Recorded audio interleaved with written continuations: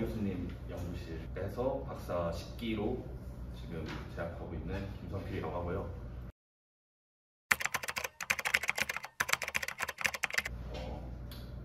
저희 연구실 이름은 일단 암호 및 알고리즘 연구실입니다. 그래서 오늘 제가 말씀드릴 거는 연구실 소개를 좀 드리고, 그 다음에 이제 제가 왜 대학원을 오게 됐는지 간단하게 소개드리고, 생활이랑 그 다음에 이제 해외 파견 갔었던 이야기들도 좀 드리려고 합니다. 그래서 먼저 이제 연구실 소개를 드리도록 하겠습니다. 네, 일단 저희 연구실은 서지원 교수님이 이제 대장님이시고요. 근데 지금은 이제 안식년이셔서 미국에서 지금 방문 연구 중이십니다. 이제 UC 얼바인에서 방문 연구 중이시고 내년 1월이나 2월쯤에 돌아오실 것 같고요. 그 다음에 이제 재학 중인 학생들은 이제 저랑 이영범 연구원이 이제 10기로, 그러니까 10기라는 거는 이제 대학원으로 학기가 이제 10번째 학기다라는 말이고요. 그 다음에 이제 손현정, 황찬우, 김동수, 백승훈, 김민수 이렇게 해서 석박사 통합과정이 이제 7명이 있습니다. 그리고 석사과정에는 이제 정보라 연구원이 있고, 학사과정에는 김윤기 학생이 있습니다. 그리고 저희 연구실은 이제 연관 프로그램으로 이제 하고 있는 것들이 이제 동아리를 좀 지원을 하고 있습니다. 한양 암호 동아리를 지원을 하고 있고, 그거 관심 있으신 분들은 이제 19학번 김윤기 동아리 회장님 연락하시면 될 것 같고요. 그리고 이제 매년 초에 학술제 프로그램 주제가 이제 올라오고, 그거에 대해서 이제 저희 대학원생들이 멘토링을 하고 있습니다. 그래서 지금 올해는 2가지를 하고 있고요. 하나는 이제 인공지능 기술을 이제 조금 안전하게 해보자 하는 그런 연구이고, 다른 하나는 이제 Fuzzy Privacy and Intersection and Biometric Authentication이라고 되어 있는데, 이건 이따가 좀 간단하게 이제 설명을 드릴 예정이어서 넘어가도록 하겠습니다. 그래서 연구실 관심 주제를 이제 크게 이제 나눠보자면요, 암호학적 어떤 알고리즘을 설계하고자 하는 것인데요. 그래서 어떻게 보면 원천 기술이 될 수 있는 프리미티브는 영지식 증명, 딥러닝 알고리즘, 다자간 연산 이런 부분들이 있고요. 그리고 이것을 이제 이용해서 어플리케이션 같은 것도 연구를 하고 있습니다. 예를 들면 생체 인증도 될 수가 있고요, 블록체인도 될 수 있고, AI 시큐리티 이런 것도 될 수 있을 것 같습니다. 이걸 좀 나눠보면 좀 보기 쉽게요. 제일 크게 제가 이제 임의로 알고리즘이라고 이름을 붙였는데요. 알고리즘을 첫 트랙으로 연구를 하고 있습니다. 한쪽은 이제 좀 암호학 쪽, 이제 전통적인 암호학에 이제 좀 집중해서 연구를 하고 있고요. 한쪽은 이제 딥러닝이 이제 어떻게 보면 태동된 지 얼마 안 됐기 때문에 그런 안전성이나 이런 분석 같은 것들이 아무래도 적고, 그런 것들이 실질적인 위협이 될 수 있기 때문에 이런 것도 이제 연구를 하고 있습니다. 그래서 이제 근데 그렇다고 이제 한쪽에 속해 있다고 다른 한쪽을 아예 안 하는 건 아니고요. 양쪽 다 하시되 이제 좀 더 자기가 더 끌리는 쪽을 이제 보통 더 연구를 많이 하고요. 그래서 영지식 증명 제목 적혀 있었는데 그게 뭔지를 이제 좀 설명을 드려야 될 것 같아요. 정말 간단하게 그냥 예시를 만들어 봤는데요.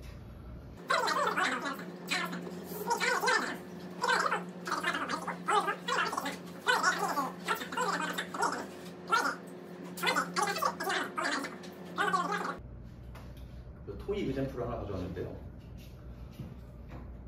어떤 방식으로 이제 증명을 하냐? 아주 쉽게 생각을 해보시면 어떤 동굴이 이렇게 있다고 생각을 해볼게요. 그 동굴 안에 이제 어떤 문이 하나가 있습니다. 그 문을 열 수 있는 키를 가지고 있다고 이제 얘기를 할 거예요. 저 프루버라는 이제 증명자가요. 그러면 이제 베리파이어는 이제 동굴 밖에서 이제 프루버가 이제 이 지금 A랑 B 중에 어느 쪽으로 가는지를 확인하지 않고 밖에서 기다립니다. 그럼 프루버가 임의로 골라요. 그리고 또 이제 멀티파티 컴퓨테이션이라는 이제 기술도 있는데요. 이게 이제 아까 그 학술제에서 이제 Fuzzy Privacy and Intersection이라고 잠깐 주제가 나왔었는데, 멀티파티 컴퓨테이션은 이제 말 그대로 어떤 다자간의 어떤 컴퓨터 연산을 하는데 좀 더 시큐어하게 뭔가 하는 그런 어떤 기술이고요. 그 중에서 이제 Privacy and Intersection이라는 이제 기술이 있습니다. 이건 뭐냐면 어떤 사람 2명이 뭔가의 셋을 가지고 있어요. 근데 그 셋의 이제 교집합만 서로 알고 싶은 거예요. 예를 들면 뭐 이런 상황을 생각해 볼 수 있겠죠.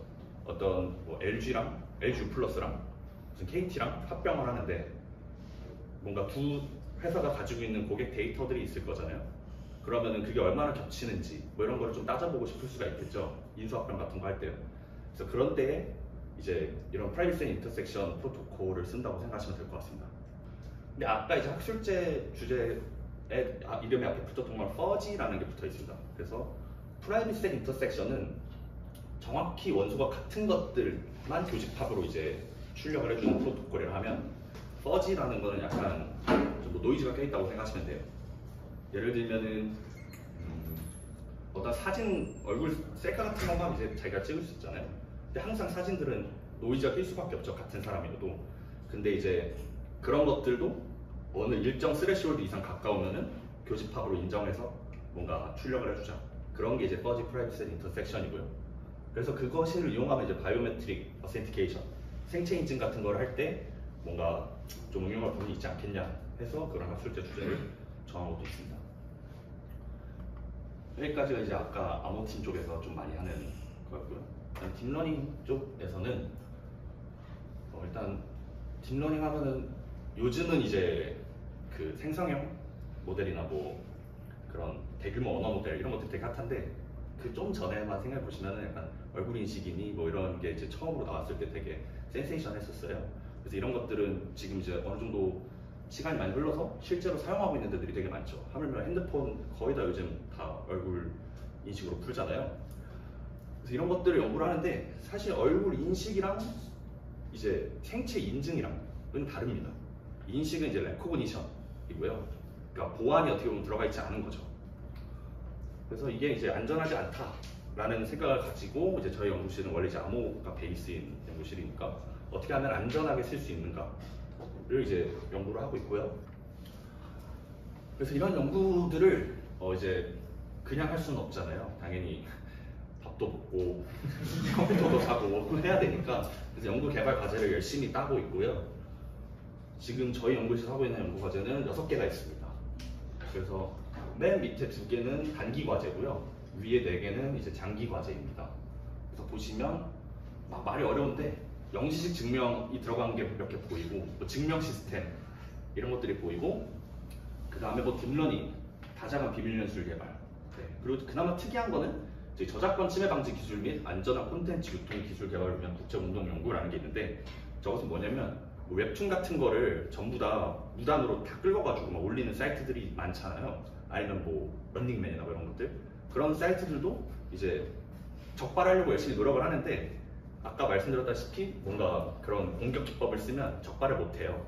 그래서 그거를 적발하는 뭔가 스킴을 만들거나 아니면 더 강한 공격을 만들거나 뭐 이런 연구를 한다고 보시면 됩니다.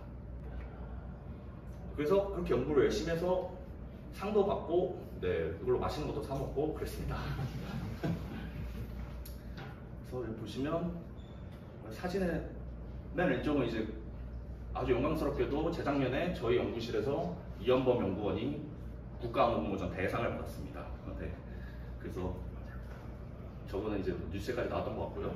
나머지 3개는 이제 저희 학부 수학과 출신인 백승훈 연구원이 열심히 논문도 쓰고 암호도 분석해서 상을 받는 장면입니다. 네, 그래서 이제 저 소개를 좀 드리도록 하겠습니다. 네, 저는 저희 학교, 우리 학교죠. 한양대학교 나오고요. 그리고 그대로 이제 진학을 했습니다.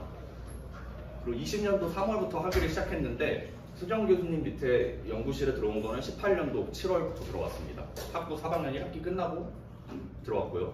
그때는 사람이 정말 별로 없었는데 이제는 많아졌네요. 그리고 연구 관심이 있는 분야는 저는 아무래도 아까 그 2개 중에 조금 더 응용 쪽에 관심이 많은 상태고요. 그리고 뭐 개인적으로 궁금하신 거 있으면 저기 이제 뭐 연락처나 이런 거를 적어놨으니까 연락을 편하게 주셔도 될 것 같습니다. 그래서 제가 학점을 적어놨는데요. 제가 왜 학점을 적어놨냐면요. 너무 거창해 보이잖아요. 연구 막 이름 어렵고. 그러면 나 학점 낮은데 나 뭐 어떡하냐 뭐 이런 생각하지 마시라고 제가 적어놨습니다. 이게 잘 안 보이실 것 같아서 그래프를 만들었습니다. 이게 제 빨간색이 누적 학점입니다. 제가 1학년 때 정말 많이 놀았어요. 거의 뭐 학교도 안 나오고 맨날 술독에 빠져 살았었거든요. 그래서 학점 보시면 아주 아름답죠. 여기서 든 생각, 그러면 이 사람은 연구실에 무슨 생각으로 들어갔지? 이런 생각이 들 수 있죠. 그래서 왜 들어왔는지를 이제 좀 말씀을 드릴게요. 뭐 원래부터 뭐 대학원 그냥 가고 싶었어요. 그냥 고등학교 때부터 수학과 진학하고 싶었고 대학원 가고 싶었는데 뭐 막상 오니까 너무 놀 게 많아가지고 본분을 잊고 좀 많이 놀았는데 그래도 이제 좀 꿈이었으니까 한번 해보고 싶더라고요. 그래서 일단 학부연구실에 이제 학부연구생으로 이제 들어오게 됐고 들어와서 이제 하다 보니까 저희가 이제 텍스트북으로 배우는 거랑 연구랑 이게 좀 차이가 있어요. 그 말인즉슨 텍스트북 공부를 잘하면 당연히 도움이 되겠지만 그걸 잘한다고 해서 연구에 엄청 뭐 소질이 있다 이거까지는 저는 아닌 것 같아요. 특히 뭐 제가 응용 쪽을 더 하다 보니까 그런 걸 수도 있습니다. 그리고 하다 보면은 사람이 당연히 잘해지잖아요. 잘하면은 본인이 재밌어하게 느끼게 돼요. 왜냐면 뭐 쉽게 생각하시면 의대를 다 가는 학생들이 다 의사가 되고 싶어서 가는 건 아니잖아요. 처음에 힘들겠죠. 근데 막 하니까 잘하게 되고 그나마 그 안에서 재미를 찾는다 라고 이제 생각하시면 될 것 같고요. 가성비는 뭐냐, 제가 이제 학부 연구실 딱 들어갈 때쯤에 든 생각이 내가 그나마 밥 벌어 먹고 살려면 나중에 뭘 해야 되나 해봤는데 그냥 수학과에 있었고 수학 공부했고 그리고 수학 좋아하고 하니까 딴 거 새로운 거 찾는 것보다는 원래 많이 했던 거 그나마 남들보다 조금 나은 거 하는 게 낫지 않겠냐 라는 생각에 네, 가성비라고 적어놨고요. 네, 그리고 마지막은 저는 이제 호기심이 되게 많아요. 실제로도 굳이 뭐 연구 아니더라도 뭐든 다 그냥 궁금해하는데 근데 궁금증과 호기심이 약간 저는 다르다고 생각을 하고 실제 사전적인 뜻도 다르더라고요. 호기심은 새롭고 신기한 것을 뭔가 이렇게 탐구하고 싶어하는 그런 거거든요. 그러니까 좀 호기심이 많고 이상한 거 해보고 싶고 없는 거를 만들어 보고 싶은 분들은 정말 딱 맞을 것 같습니다. 근데 이제 현실적인 문제들도 있어요. 처음에는 출발선은 다를 수밖에 없다라고 적어놨는데 저 말은 무슨 말이냐면 학부에 입학을 하면 저희가 한양대학교에서 다 똑같이 처음부터 수능 공부만 다 같이 했던 상황으로 시작하잖아요. 물론 뭐 되게 특출나서 고등학교 때 대학 수학을 하시는 분들도 있지만 그분들을 제외하고요. 그 말인즉슨 다 같이 처음 배우는 거니까 출발선이 똑같다고 저는 생각이 들어요.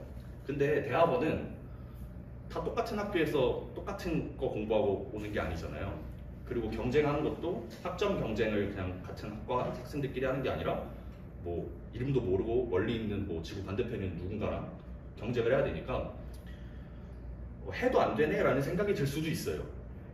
근데 그 말은 제가 느끼기에는 남들보다 조금 덜 했으니까 그런 거 아닐까? 내가 좀 더 학부 때 노는 거 아닐까? 그런 생각을 좀 해보면 네, 정신승리라고 하죠. 네, 그렇습니다. 열심히 해야 됩니다. 그래서 출발선이 다르다는 걸 인정할 필요가 있을 것 같다라는 생각이 많이 들었고요. 네, 금전적인 문제도 있습니다. 당연히 연구실에서 어떤 그런 학생 인건비를 많이 주지 못한다면 그런 어떤 현실적으로 대학원이 짧진 않기 때문에 문제가 있을 수 있어서 이런 부분들은 충분히 알아보셔야 되고요.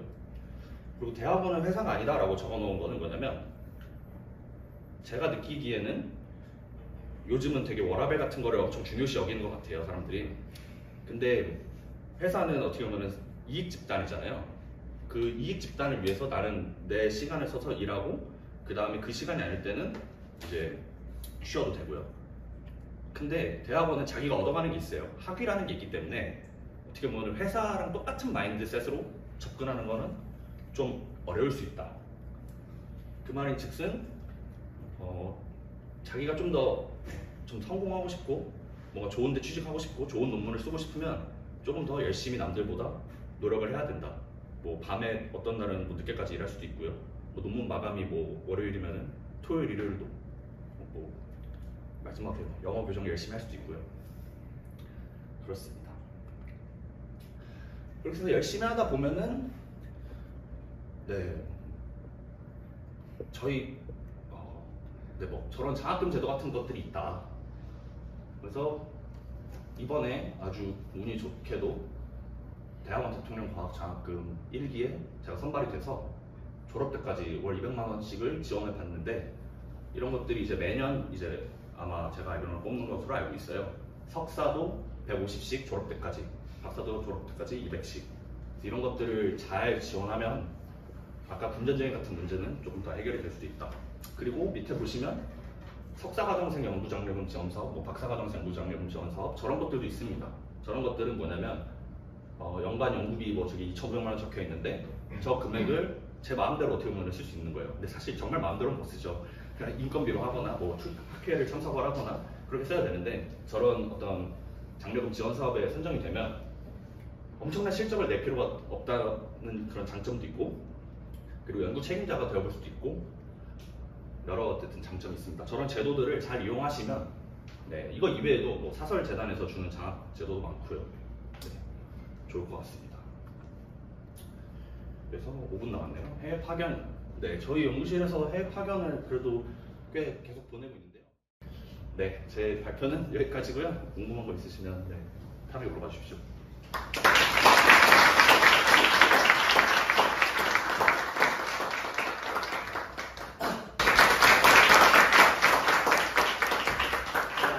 소개해주신 것 같이 저는 16년도에 입학을 해서 이제 20년도에 칼 졸업을 한 다음에 바로 이제 들어와서 원래 PDA를 연구하고 싶었는데 약간 스토캐스틱 아나리시스 공부하면서 하다 보니까 어쩌다 확률론을 연구하게 됐고, 그 확률론 이제 손혜석 교수님 밑에서 연구를 하게 되었습니다.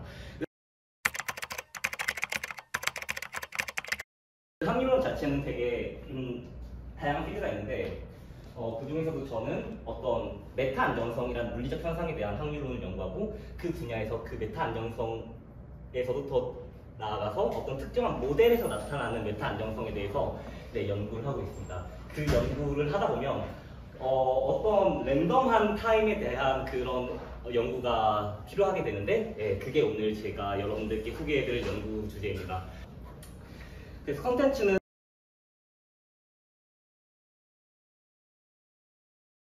그래서 메타 안정성이란 무엇인가에 대해서 먼저 말씀드릴 건데, 처음에 어떤 그 오브젝트가 이 에너지 스테이트 그래프를 봤을 때 M이라는 점이 있다고 저희가 생각을 해봅시다. 그럼 이 M이라는 점, 사실상 이 오브젝트 입장에서는 이 로컬하게는 되게 스테이블한 상태예요. 근데 저희가 이 에너지 배리어라고 부르는 약간 그 힘만큼 에너지를 가해주면 이 S라는 스테이트로 저희가 결국 떨어지게 됩니다. 이렇게 최종적으로 스테이블 스테이트로 가는 그런 이제 현상들을 이제 메타 스테이블한 그런 현상이라고 얘기를 하는데요. 이게 저희가 일상생활 속에서 아마 술을 즐겨 하시는 분들 굉장히 많으실 것 같은데 잘 찾아볼 수 있습니다. 이게 뭐냐면 소주를 약간 좀 얼지 않는데 좀 차가운 냉장고에 넣었다고 저희가 생각을 해봅시다. 그러면 일단 소주는 액체, 이때 소주 상태는 액체이기 때문에 이러한 M, 이 약간 좀 높은 에너지지만 로컬하게는 안정한 스테이트에 있는 상태로 저희가 그 상태를 관찰할 수 있습니다. 그런데 약간 소주를 쳐요. 뭔지 모르겠지만 쳐요. 약간 그게 외부 힘을 가해준 거거든요. 그러면 소주가 어떻게 되냐면 이렇게 갑자기 슬러시처럼 언다고 합니다. 약간 이건 저는 술을 안 마셔서 잘 모르는데 이런 현상이 일어나는 저희가 실생활에서도 확인할 수 있고, 이런 현상 자체가 이제 저희가 일상생활에서 그나마 잘 좀 즐기면서 볼 수 있는 메타스테빌리티의 예시라고 저희가 소개를 해드릴 수 있습니다. 그러면 이 메타스테빌리티를 어떤 모델에 대해서 저희가 살펴볼 거냐면, 지금 이렇게 주어진 스토캐스틱 다이나믹스라는 이 다이나믹 시스템에 대해서 저희가 살펴보려고 합니다. 지금 저희가 이제 소개해드릴 거는 좀 제너럴한 멀티디멘저널의 결과고요. 그래서 이 랜드스케이프 펑션이라고 부르는데, 그 다이나믹의 랜드스케이프 펑션이라고 부르는데, 얘가 아주 좋은 친구라고 저희가 생각을 할게요. 마찬가지로 사실 이 로컬, 제가 아까 그 터미놀로지를 소개를 안 드렸는데, 이 점을 메타스테이블리티라고 하고 이 점을 스테이블 스테이트라고 저희가 얘기를 합니다. 그리고 스레드를 언스테이블 스테이트라고 얘기를 하고요. 그 넘어야 돼서 쳐야 되는 그 자극을 에너지 베리어라고 이제 얘기를 합니다. anyway. 그래서 사실 저희가 기본적으로 이제 그냥 피지컬 시스템에서 다룰 때는 이런 U라는 랜드스케이프 펑션이 되게 좋은 친구라고 저희가 생각을 해요. 지금 개인적으로 지금 다이나믹 시스템도 사실 모를 수 있어요, 여러분들이. 그쵸? 예. 근데 랜덤 다이나믹, 스토캐스틱 다이나믹은 이제 더 어려우실 것 같아서 일단 이런 친구에 대해서 저희가 메타스테빌리티를 연구하고 있다는 거 말씀드리고 디터미니스틱 다이나믹에 대해서 간단하게 소개를 해드리겠습니다. 이게 간단히 지금 저희가 이 다이나믹을 이해할 때는 그냥 간단하게 미분망 정식인데 약간 타임 디펜던트한 이제 미분망 정식이라고 생각을 해주시면 좋을 것 같습니다.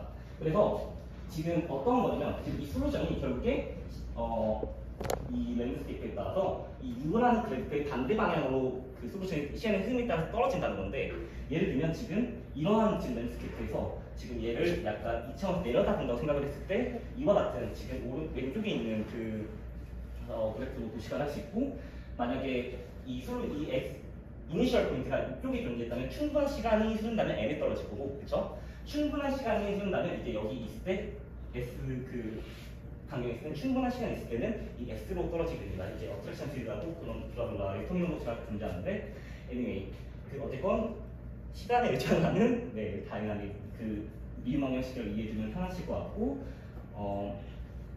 어떤 그 시간에 의존할 때는 시간 따라 솔루션의 양태가 어느 정도 결정이 된다 정도까지만 이해해 주시면 좋을 것 같습니다.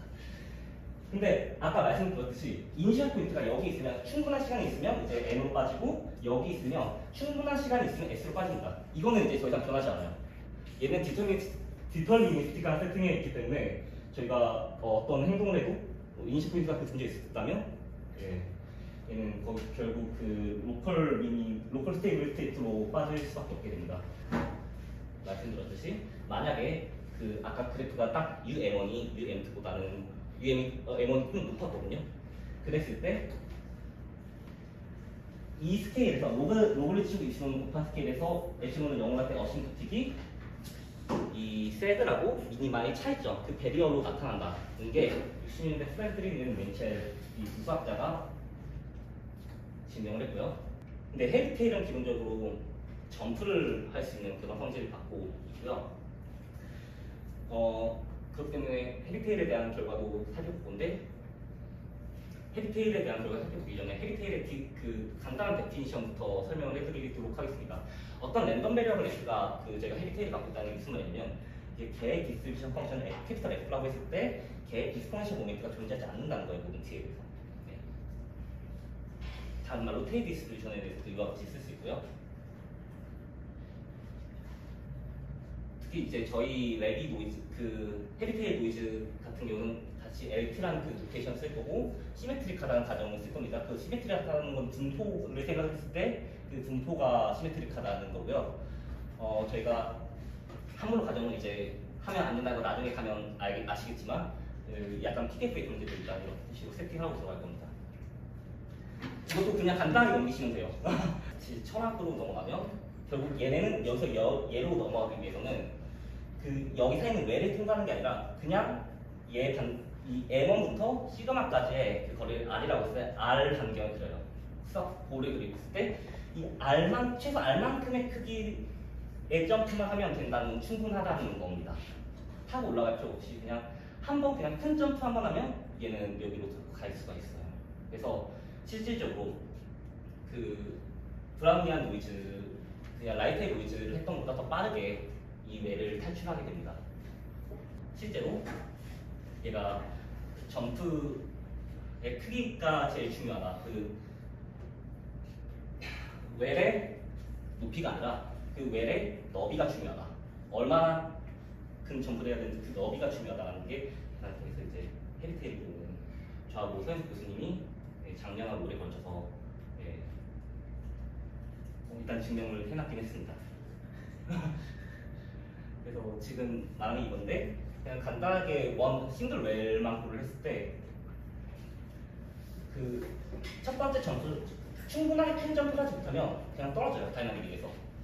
그리고 두 번째 점프에도 떨어지고 세 번째 점프 R가 크면 이제 그때 탈출하게 됩니다. 그리고 다시 그 그래프 출발점과 그 시간에 대한 함수에 대해서 살펴보면 이런 식으로 나타나고요.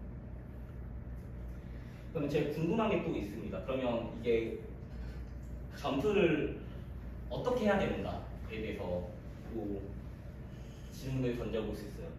이 헤비테일 같은 경우는 그냥 이렇게 몇 번 점프를 해서 그러면 이렇게 떨어졌다가 살짝 미끄러지면 다시 점프해서 탈출할 수 있는 거 아니냐라는 질문을 또 할 수 있어요. 근데 헤비테일은 그냥 픽 원점프입니다. 이런 실패한 것들을 저희가 이제 더 이상 고를 하지 않아요. 그냥 빅점프 하나로만 탈출한다는 게 계산을 하면 또 얻어지는 얻어냈던 결과 중 하나입니다. 그래서 이 엑짓 타임의 민을 알기 위해서 테일 디스트리뷰션의 어신도티에 대한 결과를 좀 이끌어내봤고요. 이 결과와 레이어 케이크 포뮬라를 이용해서 샤프한 이민 엑짓 타임의 어신도티를 계산해내는데 성공했습니다. F가 아까 그 테일 디스트리뷰션이었고요. 쓸 수 있는 게 있어요.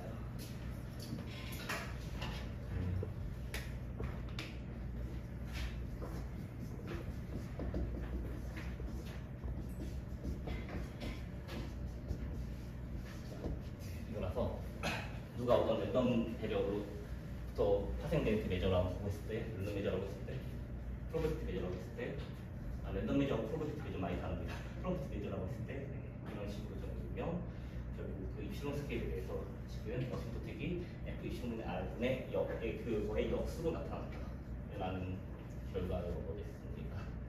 그 프레드 문제 같은 경우는 얘 로그 스케일로 해서 좀 복잡하게 돌아왔고 그 고비의 그 논문도 보면 포텐셜 띄우를 해서 굉장히 어렵게 얘 자체 어신도틱을 보였지만 이 헤비테일이라는 거의 특징을 좀 잘 사용을 해서 그냥 바로 그런 포텐셜 띄우를 이용하지 않고서도 이런 룬타임의 어신도틱을 바로 다이렉트하게 구해냈고요. 이게 의미하는 건 사실상 이렇게 세 번 점프에서 통과하는 게 그냥 우리가 결과론적으로 봤을 때는 그냥 한 번의 점프로 탈출한 거랑은 다를 바가 없다라는 결과까지 이제 보여줍니다.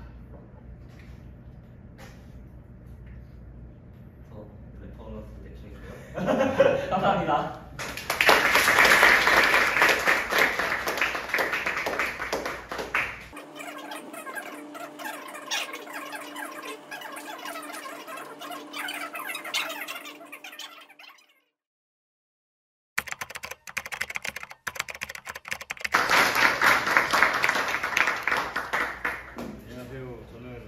카이스트 수리과학과에 2, 3 봄에 입학을 해서 현재 전수익 교수님께 지도를 받고 있는 박정헌이라고 합니다.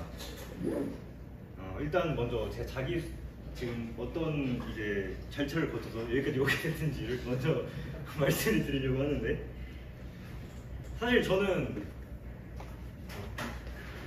여기 보이시다시피 원래 수학과에 입학한 게 아니었어요. 원래는 수학과를 가고 싶었는데 집에서 전작과 가도 수학 많이 할 수 있다 원 없이 할 수 있다 이래가지고 속아가지고 입학을 했어요. 근데 1년 하고 너무 스트레스를 많이 받아서 건강상의 이유로 휴학을 하게 됐는데, 휴학을 하고 나서 보니까 이게 뭐 전공수학 뭐 이런 거 되게 궁금하더라고요. 그래서 뭐 나름 뭐 해석개론, 뭐 선형대수, 뭐 집합론 이런 거 혼자서 공부를 해봤는데, 그때 이제 든 생각이 나 수학 해야겠다 이런 생각을 했고요. 근데 이제 여기 2020년도 한양대학교 수학과 전과 이건 뭐냐면, 그러니까 왜 1년 뒤에 전과를 했냐면, 그래도 이 정도 수학 공부하고 내가 전작과인데 좀 더 이제 맛은 봐야 되지 않겠나, 2학년 때 전공이 있으니까. 그래서 이제 1년간 전작과를 마쳤는데 도저히 아니다, 이거는 내 길이 아니다 해서 수학과로 전과를 하게 됐어요. 그때 사실 그 전과하기 전에 제가 그 신호화 시스템 수업 이런 걸 들었었는데, 거기 뭐 푸리에 트랜스폼 이런 거 나오고, 그다음 뭐 지금 와서 생각해 보면 그 전자기학에서 맥스웰 이퀘이션 같은 거 풀 때 이제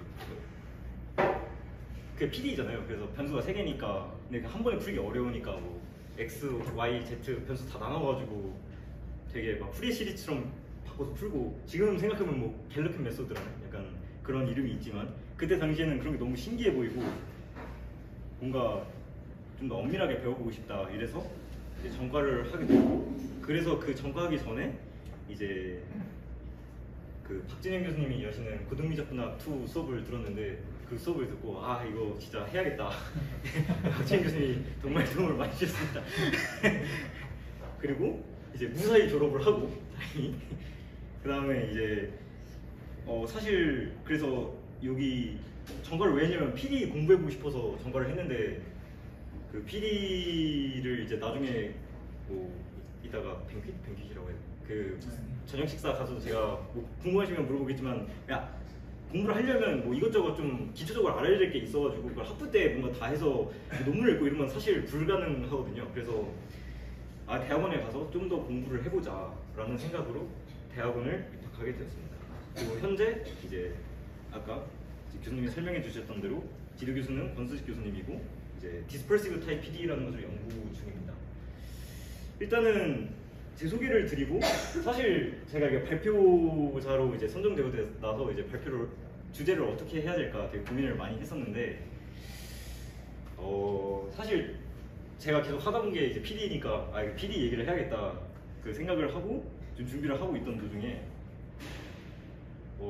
대학원 이제 신입생들 대학으로 이제 리딩 세미나 같은 게 열렸는데, 이게 너무 이렇게 막 얘기를 하면은 이제 뭐 다 못 알아듣고 그래가지고 이러면 안 되겠다 해서 발표제를 급히 바꿔서 이제 일단 수학적인 얘기는 최소화하고, 이제 제가 대학원 가서 이제 경험했던 거 뭐 그런 거를 위주로 좀 준비를 했습니다.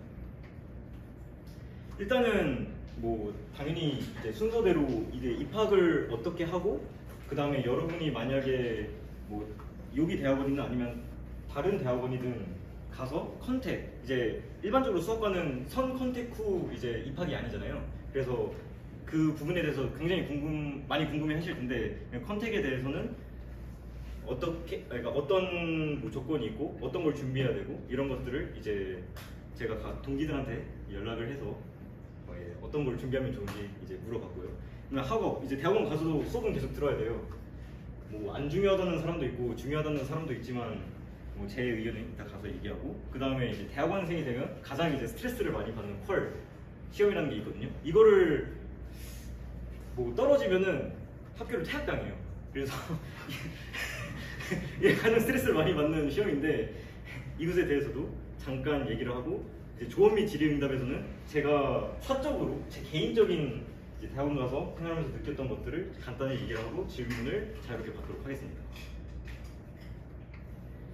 먼저 앞부분은 이제 카이스트 입학인데, 제가 사실 이 주제는, 그러니까 이 내용은 사실 여기 아래 초록 글씨로 보면은 이제 카이스트를 지원하려고 하시는 분들은 여기 들어가면은 다 자세하게 나와 있어요. 근데 여기 있다고 알려주는 사람도 없고, 제가 카이스트 이제 막 지원할 때는 뭐 어떻게 해야 되는지도 모르고 뭘 준비해야 되는지도 모르고 시험은 어떻게 나오는지도 모르고 면접이 있는지도 사실 몰랐어요. 면접도 있는데. 그래서 일단은 어떤 걸 준비하고 시험은 어떻게 보고 그리고 면접에서 뭘 물어보는지를 좀 얘기를 해드릴게요. 일단은 영어 성적 및 서류인데요. 카이스트는 좀 지원이 다른 대학원에 비해서 굉장히 좀 빠른 편이에요. 그래서 영어 성적을 좀 빨리 만들어 놔야 되는데, 제가 만약에 뭐 겨울 졸업이다, 뭐 2월 졸업이다 하면은 저 기준으로 봤을 때 8월 달에 아마 이제 6월 중순쯤에 아마 서류 접수를 시작할 거예요. 그리고 6월 중순쯤에 마감이 되고, 그 다음에 2주 뒤에 바로 시험을 봐요. GP를 보고 그다음 면접을 보는데, 근데 저 같은 경우는 이제 서울대를 원래 이제 생각하고 있어서 그 탭스를 준비하고, 그러니까 서울대는 이제 탭스 토익을 안 보니까 탭스를 준비하고 이제 너무 늦게 준비해가지고 굉장히 이제 좀 급하고 졸업하고 이제 되게 힘들었던 기억이 나는데, 이제 만약에 이제 정기 지원을 할 거다 그러면 1년 전 그 겨울에는 영어 성적을 만들어 놓는 게 좋아요. 일단은 카이스트 기준으로는 토익, 탭스, 토플을 보는데, 토익은 720점이 컷인 걸로 알고 있고 탭스는 326, 토플은 잘 모르겠어요. 이게 아마 80점대인가 이럴 텐데, 토플은 굉장히 이제 여러분도 알시다시피 시험이 어려우니까 다들 이런 걸 준비하는 사람은 없는 것 같고, 그 자세한 내용은 여기 이제 제가 여기 링크를 걸어놨는데 필요하신 분들은 제가 나중에 메일로 드리겠습니다. 저한테 연락을 하시면. 그러면 이제 시험은 어떻게 보냐? 시험은 이제 2시간, 2시간씩 4시간을 보는데 휴식 시간 30분까지 해서 4시간 반을 시험을 봐요.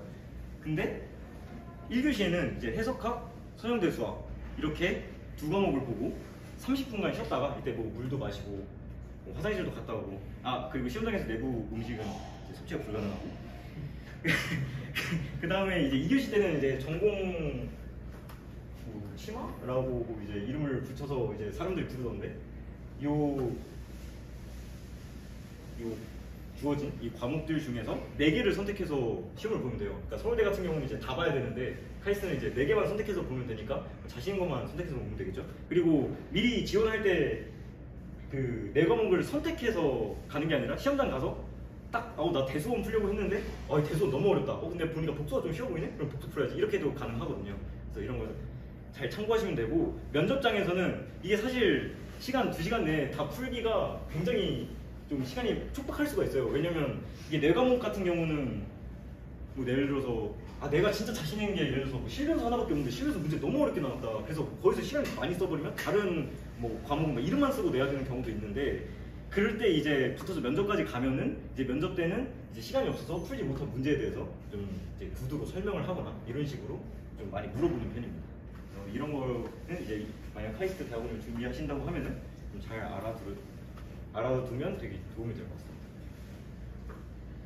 연구실 컨택인데 공대 같은 경우는 이제 입학을 할 때 교수님한테 먼저 입학 전에 메일을 드리고 교수님이랑 뭐 줌이든 아니면 가서 만나든 해서 얘기를 통해서 내가 이 연구실에 가고 싶다라는 얘기를 하고 교수님이 오케이를 하면은 이제 그 연구실에 가서 이제 일을 할 수가 있는 건데 수학과는 좀 특이하게 이제 처음에 들어가서 컨택을 하는 게 아니라 이제 카이스트 기준으로 말씀을 드리면은 처음 들어가서 이제 코스업을 듣고 중간고사가 끝난 이후부터 이제 교수님과 면담을 할 수가 있어요. 교수님과 면담을 하는데 이제 그러면은 어떤 걸 준비해 가야 하냐 뭐 이런 얘기를 할 수가 있잖아요. 사실 처음 들어가면은 이제 뭐 학부생 때 여러분도 아시다시피 뭐 순수학을 예를 들어서 한다 하면은 학생 때 논문을 쓰는 거는 그냥 이제 논문 읽기도 힘들잖아요. 도대체 뭐 관심 있는 뭐 누구는 관심 있는 교수님 홈페이지 들어가서 뭐 논문을 다운받아서 읽어보려고 하는데 일단 제목부터 뭔 소리인지 모르는 경우가 대부분이거든요. 그래서 그런 건 사실 불가능하고 그러면 저도 사실 컨택 때문에 뭐 저도 이제 여기를 나왔지만 대학원은 다른 데에 가서 이제 뭐 아는 교수님도 아무도 없고 뭐 아는 친구들도 없고 해서 되게 막막했는데 이제 다른 친구들도 마찬가지예요. 자대 출신이 아니면 그러니까 그 카이스트 자대생이 아니면 다 똑같거든요. 그래서 그 똑같이 불안한데 걔네들이 이제 컨택을 잘 성공을 했고 그리고 그 컨택을 하는 과정에서 어떤 것을 준비하고 오면 도움이 되는지를 제가 친구들한테 각 분야 친구들한테 좀 물어봤어요. 예를 들어서 대수를 하고 싶다고 하면 이제 여기 써있는 대로 카테고리 포메터티브 알gebra 가완대수 공부하고 오면 좋다. 그리고 좀 대수 기하나 아니면 정수론을 하시는 분들은 좀 대수 공부가 좀 많이 돼 있는 학생을 선호하는 것 같아요. 뭐 카이스트에 이제 예를 들면 모 교수님은 뭐 대수 기하를 하려고 하는데 뭐 대수 기하 기초적인 거를 다 뭐 어느 정도나 알고 가라고 하슈를 읽고 가라고 이렇게 말씀하시는 교수님도 계셨어요.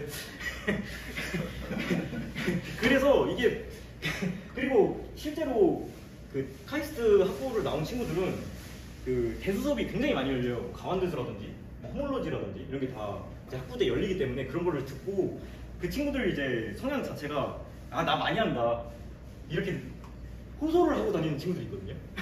근데 그런 거는 많이 알고 있는 게 중요한데 그리고 옆에서 많이 안다고 떠드는 친구들이 되게 많을 거예요. 만약에 가서. 근데 절대 기죽으실 필요 없고 그럼 호소인들한테 당하지 않고 그냥 내 페이스대로 이제 공부를 하시는 게 중요하다라는 말을 꼭 전해드리고 싶어요.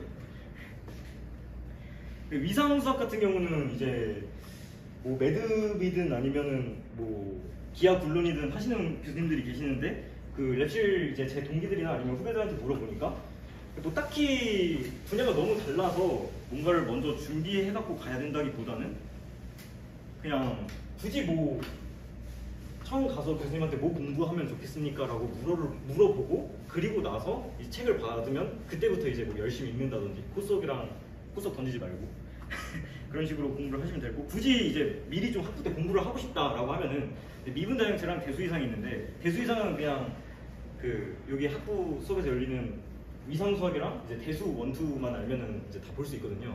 해쳐. 그리고 미분 다형체는 여기 이제 벡터 해석학이라는 이름으로 열리는 것 같은데 그 문커스의 어널리시스 오브 매니폴드 책인가요? 그 책을 읽고 그냥 이 책을 읽으면 바로 이제 읽을 수 있고 조합론 같은 경우는 제가 막학기에는 이제 지금은 여기 안 계시지만 이제 이준경 교수님의 수업을 듣고 갔었는데 그 조합론 하는 친구들한테 물어보니까 굉장히 이제 많은 걸 커버해 주셨더라고요. 그래서 만약 기회가 된다면은 이제 학부 때 수업을 듣고 그 다음에 교수님을 만나는 것을 추천한다.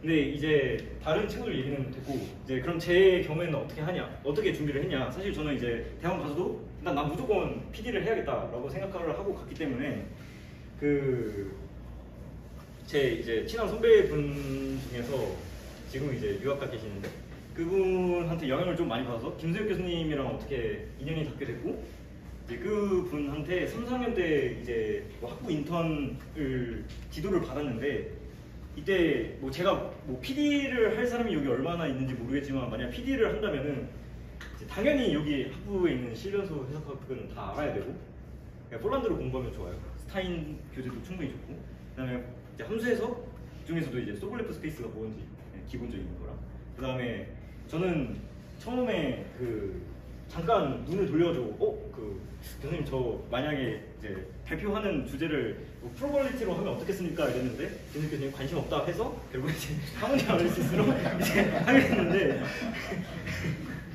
그때 이제 김수혁 교수님이 약간 뭐 학과장이시기도 했고 뭐 제가 뭐 이런저런 뭐 코스웍 해야 된다 뭐 이렇게 뭐 좀 놀기도 해야 된다 이래가지고 좀 빠져가지고 굉장히 조금 공부했는데 이제 뭐 디스트리뷰션이 뭐고 프리트랜스폼 어떻게 해 라이브러스게 하고 뭐 리트루드 펠리 정리가 뭐고 그러니까 이 정도만 사실 진짜 기초적인 거거든요. 뭐 제가 뭐 이름만 나열을 했지만 그 다음에 이제 세컨드 오더 엘립틱 이퀘이션 이거 책은 이제 한림 교재를 읽었는데 사실 이건 김수혁 교수님한테 좀 강제당한 부분이 있는 거 같고요.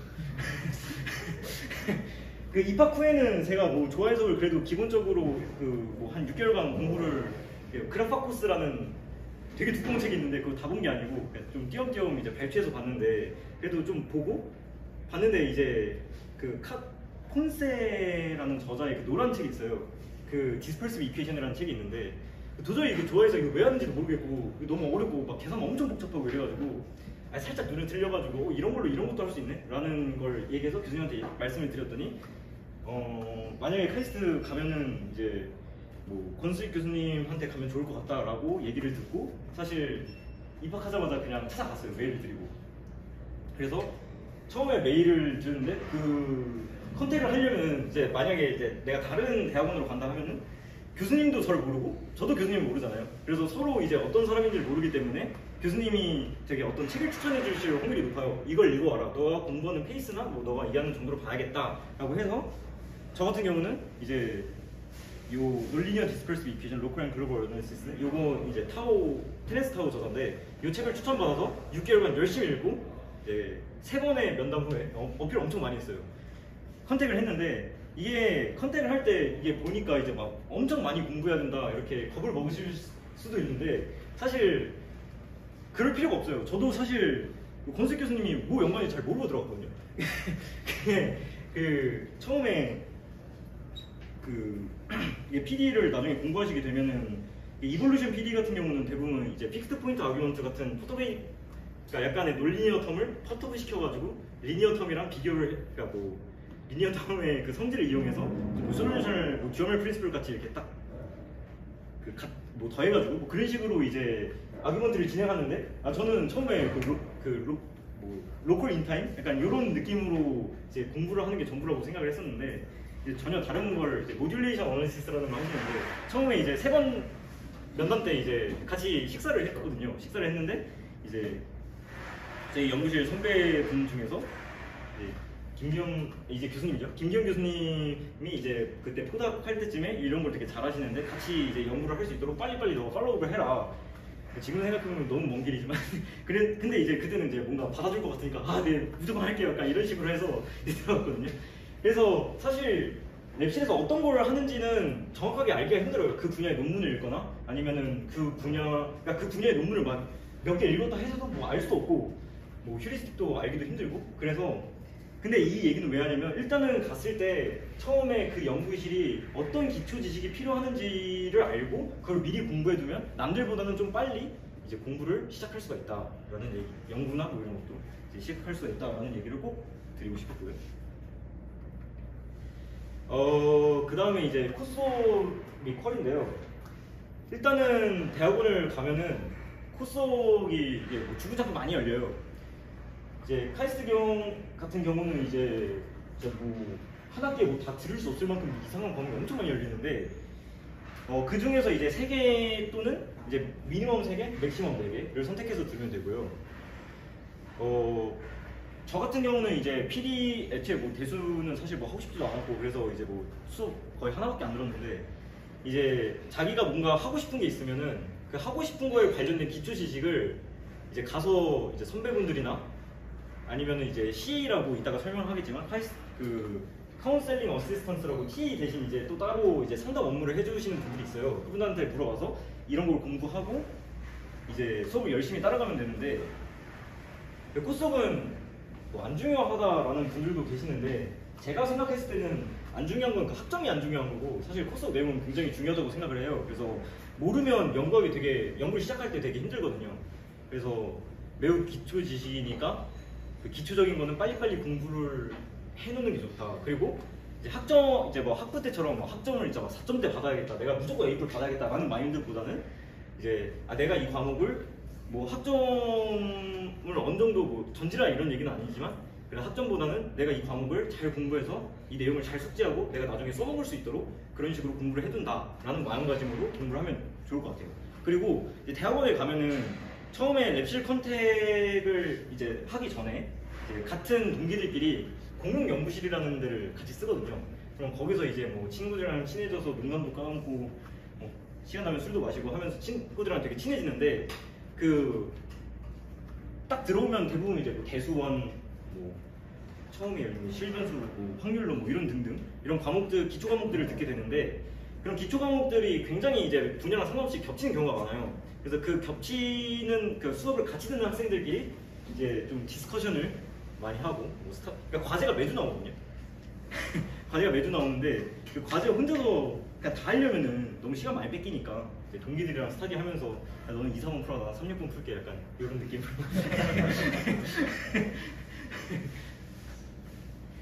그리고 이제 퀄 시험인데 이게 제가 아까 말씀드렸다시피 대학원을 만약에 순수학을 해서 대학원을 입학해서 대학원 생활을 한다 하면은 박사 자격 시험이라고 부르는데 이제 기초 과목에 대해서 얼마만큼의 이제 공부가 되었는지 운전면허 같은 시험인데 난이도는 운전면허가 아니거든요. 그래서 그리고 이제 횟수 제한이 있어요. 카이스트는 3번의 기회를 주고 이제 2.5학년이 뭐냐면 이제 각 분기별로 이제 신입생들이 들어오는데 그 들어온 직후에 5학기가 지나기 전까지 그 내에 통과를 해야 돼요. 만약에 통과를 못하면은 재적 처리가 되고 퇴학 처리가 되는데 문제는 뭐냐면 이게 학점이 엄청 C 다 C고 막 이래도 그 학고는 받거든요. 학고 2번이 재적이고. 근데 재적이면은 뭐 재적해서 이렇게 뭐 퇴출됐다고 하더라도 학점으로 그렇게 해서 한 거는 다시 입학할 수 있어요. 그러니까 시험 다시 치고 면접 다시 보고 뭐 그런 식으로 할 수 있는데 퀄은 이제 떨어져서 재적이 당하면 재입학 기회가 아예 없어져요. 그러니까 재입학을 할 수 없게 되거든요. 그래서 이제 연구가 뭐 랩실 컨택해서도 교수님이 그걸 아시기 때문에 퀄을 다 이제 통과하기 전까지는 잘 안 건드리셔요.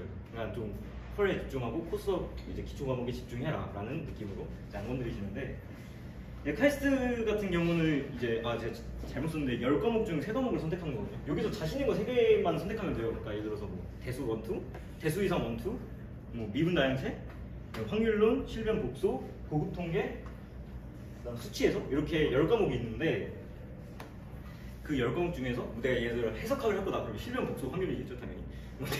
대수를 하겠다 그러면 대수 원투, 뭐 아니면 대유원 이런 식으로 이제 선택을 하면 되고 늦게 통과하는 게 카이스트는 좀 불이익이 많은 것 같아요. 이게 제가 그 옆에 이제 3번까지 기회까지 간 친구도 있고 실제로 나간 친구들도 몇 명 있는데 이게 연구실 들어와서 1년이 지나면은 사실 코스뿐만 아니라 교수님들이 이제 공부할 거를 계속 주셔요. 뭐 논문을 읽어라 아니면은 뭐 그 준비가 안 됐으면 이런 책을 읽어봐라 이런 렉처 노트를 읽어봐라 계속 주시는데 그거를 잘 읽어가고 일주일에 한 번씩 교수님을 만나면서 그거에 대해서 내가 얼마만큼 공부했고 이런 걸 대해서 얘기를 해줘야 되는데 코스럭이랑 병행까지 하죠. 그래서 실질적으로 만약에 연구를 진짜 집중적으로 코스럭이 끝나기 전에 연구를 집중적으로 할 수 있는 기간은 방학이에요. 근데 방학 때 뭐가 있죠? 컬을 통과 못하면 컬이 있어요.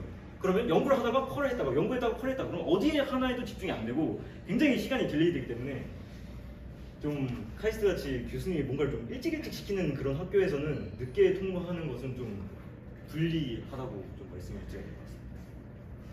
혹시 질문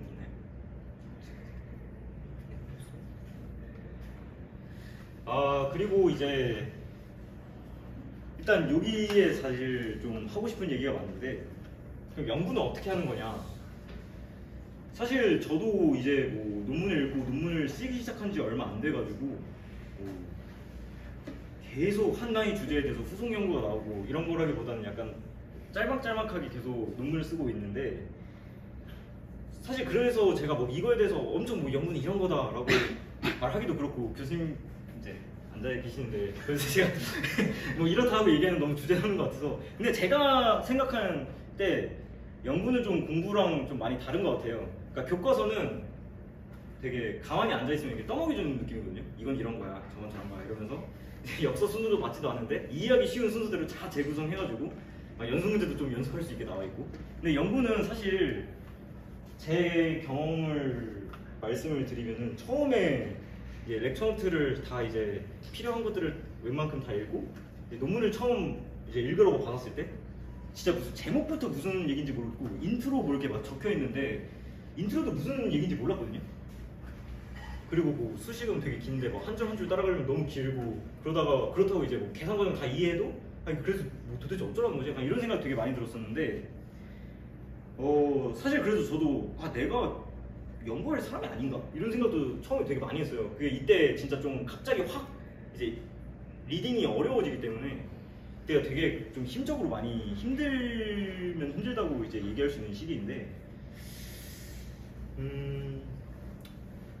그냥 이제 순화해서 얘기를 하자면 그냥 계속 해보는 수밖에 없는 것 같아요. 그러니까 계속 하다 보면은 어느 순간은 그리고 이제 또 대학원은 계속 앉아서 논문만 읽고 계속 앉아서 랩미팅만 하고 이런 게 아니라 뭐 선배분들이랑 대화도 하고 학회도 갔다 오고 학회 가면 또 하나도 이해 못하겠는데 그 중에서 몇 개는 또 주워 들어가지고 이런 거구나 약간 이렇게 되는 부분도 있고 그러다 보면 또 다음에 논문 읽을 때 이게 그때 말했던 게 이거였나? 이러면 또 가서 이제 교수님들이 혹시 이런 거예요? 이렇게 물어보기도 하고 하면서 계속 이제 논문 리딩을 하다 보면은 이제 교수님께서 이제 이런 논문을 몇 개 읽어봤으니까 요런 이제 이런 질문들은 되게 자연스러운 질문인데 이런 질문에 대해서 생각해 볼 수 있지 않겠냐 이런 식으로 이제 말씀을 하시거든요. 그러면 그거 하면서 이제 또 논문 읽는 거랑은 다르게 만약 막상 이제 문제를 풀려고 하면은 이게 분명 논문에서는 그때 뭐 계산 열심히 따라가고 뭔가 다 이해한 것 같아. 근데 막상 이제 문제를 풀려고 하면은 뭔가 되게 비슷한 것 같은데 실제로 막상 계산을 해보고 엄밀하게 하려고 하다 보면 뭐 완전히 뭐 다른 세상이 펼쳐지거든요. 그래서 뭐 비슷한 거 있나 이러고 구려 엄청 이렇게 막 검색만 엄청 막 하루 종일 해보고 이러다가 또 비슷한 거 있으면 뭔 소리인지도 모르겠는데 막 그걸 읽어보고 이러다 보면은 이제 좀 조금씩 좀 보이는 때가 있어요. 그러니까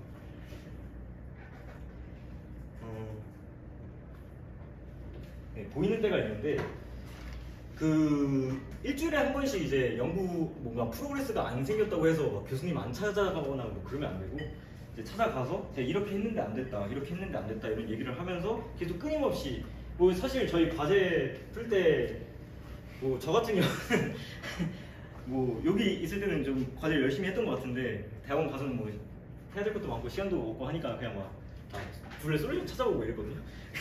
그래서 이제 점점 이제 안 풀리는 문제에 대해서 고민하는 시간이 점점 줄어들었는데 연구를 하면서 그게 확 늘게 돼요. 그러니까 한 문제에 대해서 계속 고민하면서 근데 가장 중요한 거는 만약에 처음 들어가서 저도 이제 연구를 많이 안 해봤지만 제 입장으로서는 처음 시작하게 돼서 교수님이 주제를 주시면은 대부분 줄만 해서 준 주제거든요. 그래서 진짜 좀 포기하지 말고 좀 끝까지 밀어붙여가지고 어떻게든 내가 지진 복든 해가지고 해결을 해가겠다 이런 느낌으로 이제 하는 게 저는 제 입장에서는 이제 연구는 그런 게 아닌가 하는 의견이고요. 두 번째로는 대학원 입학했다고 해서 계속 막 공부만 하고 너희처럼 잠도 못 자고 이런 거 아니거든요. 아까 이제 금전적인 부분도 나왔지만 이제 조교 활동을 하게 되면 석사는 월 80만 원을 기본적으로 주고 박사는 100만 원 정도를 주는데 연구실에 들어가면은 그 어떤 연구를 따왔냐에 따라서 그 랩실마다 다르겠지만 돈을 어느 정도 더 줘서 먹고 살 만큼은 주거든요. 그래서 그거 하면서 뭐 연애도 충분히 할 수 있고 취미도 충분히 할 수 있어요. 그러니까 너무 공부에만 매몰돼가지고 아 나는 수학 없으면 못 살겠어, 수학이랑 연애해야지 이런 얘기 생각하시지 마시고 충분히 이제 사람들도 많이 만나고 아 그리고 이게 뭐 저희 학교만 그러니까 카이스트만 그런지 모르겠는데 가보면은 진짜 좀 가까이 하고 싶지 않은 그런 이제 부류의 친구들 있어요. 그러니까 이제 그러니까 수학 천재 호소인이라고 아까 제가 말씀 표현을 했던 막 얼마만큼 공부를 했고 자기는 수학을 얼마만큼 좋아하고 막 근데 자기가 얼마만큼 빨리 공부했는지에 대한 되게 막 자부심이 있는데 막상 연구 시작하면 다 똑같아요. 다 뭐 골머리 앓고 막 이러고 있거든요. 그 중에서는 이제 뭐 특별한 친구도 있을 수 있겠지만 그런 친구들은 진짜 극소수고 어차피 다 사람 사는 데고 그리고 무엇보다 그 레퓨가 되게 중요한 것 같아요. 그러니까 평판인데 그 당연히 교수님들께 말씀드릴 때는 예의 바르고 정중하게 얘기를 해야 되고 그 메일 쓸 때 엄청 조심하셔야 되고 그 다음에 이제 주변 친구들과 틀어지는 일 없이 잘 지내야 되고 특히 이제 랩실에 들어가게 되면 랩실 사람들이랑 절대 얼굴 붉히는 일 있으면 안 되고 이런 것도 다 하나의 사회생활이고 어쩌면 그냥 정말 전공을 선택하는 거 예를 들어서 내가 뭘 선택해야 될지 모르겠는데 그냥 막상 좀 더 공부해보고 싶어서 대학원 갔다 라고 하시면은 랩실 뭐 전공 그때 가서 뭔가 하려고 하지 말고 뭐 그것도 좋은데 제가 봤을 때는 그 연구실 분위기 그리고 나랑 잘 맞는지 그런 거를 좀 더 중점적으로 이제 보고 들어가는 것이 더 중요할 수도 있겠다라는 생각을 최근에 되게 많이 했어요. 그러니까 뭐 교수님은 좋은데 뭐 랩실 사람들이랑 너무 이제 결이 안 맞다 이렇게 불평을 하는 친구들도 있었고 아니면 그 랩실 사람들끼리는 똘똘 뭉치는데 교수님이 너무 나를 갈군다 그냥 이렇게 표현하는 친구들도 있었는데 그래서 이제 그런 걸 보고 들어가는데 그 가장 중심에 있는 에센스가 저는 사회생활 그러니까 특히 이제 사람들이랑 잘 지내고 좀 성격이 모나지 않고 모나더라도 좀 이렇게 깎는 연습을 좀 하시고 그래서 사람들이랑 같은 분야가 아니더라도 이제 다른 분야 사람들끼리 친하게 지내고 하면은 굉장히 이제 대학원 생활이 힘들지 공부만 힘들 거다. 그러니까 공부도 힘든데 인간관계까지 힘들면 진짜 사퇴하고 싶을 거 아니에요. 그러니까 이제 공부만 이제 집중할 수 있는 그런 환경을 위해서 사회생활은 정말 중요하고 나중에 이제 교수님들 이제 말씀 들어보면은 이제 학회나 이런 데 가서는 특히 이제 그러니까 코업을 할 때 이제 내가 너무 독단적인 성격이거나 내가 너무 이제 되게 좀 결벽증 이런 게 있어가지고 그러면 사실 같이 연구하기 힘들죠. 안 그래도 사람끼리 하는 일인데 그리고 그리고 대학원 가서 꼭 연애 꼭 하세요. 그러니까 막 시간 또 연애 안 하시지 말고 할 수 있으면 꼭 하세요.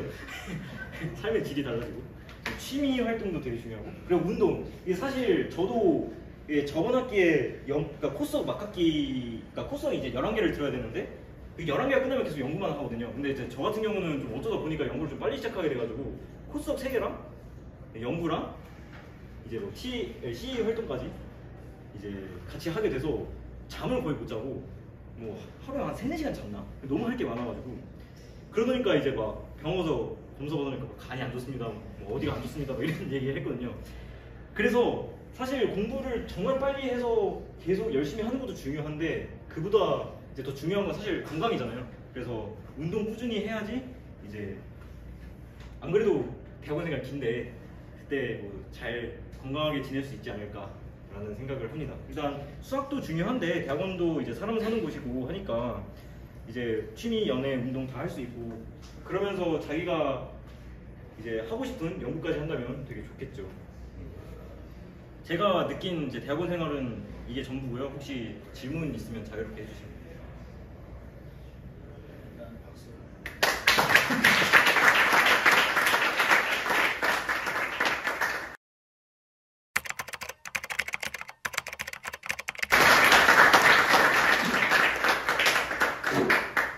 예, 반갑습니다. 저는 앞에 세 분은 다 수학 얘기시다 보니까 본인 전공들 얘기 좀 많이 나왔던 것 같은데 저는 이제 통계하는 사람으로서 좀 통계 일반론적인 이야기들과 뭐 통계 대학원 입학 준비 등에 대해서 좀 발표를 진행하겠습니다.